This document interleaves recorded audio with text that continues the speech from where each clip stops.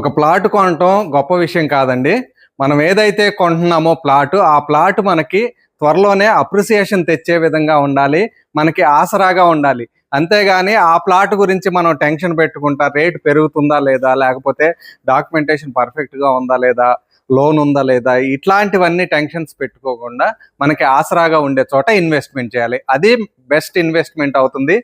ఇప్పుడు ఎందుకు చెప్తున్నాను అంటే, ఈ బటర్ఫ్లై జంక్షన్ గుర్తుపెట్టుకోండి. మనకి అమరావతి రీజియన్ మొత్తానికి కూడా N6 నుంచి N10 వరకు ఉండే రోడ్స్ అన్ని కూడా ఈ బటర్ఫ్లై జంక్షన్ లోనే కలుస్తున్నాయి.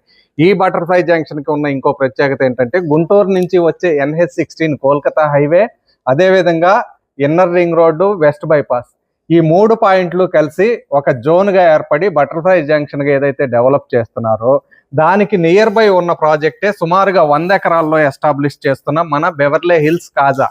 ఈ కాజా అనేది చాలా ఎక్సలెంట్ లొకేషన్ అండి. ఇన్వెస్ట్మెంట్ కి ఈ రోజున చేయగలిగితే మనకి రాబోయే రోజుల్లో మంచి ఇన్వెస్ట్మెంట్ అవుతుంది.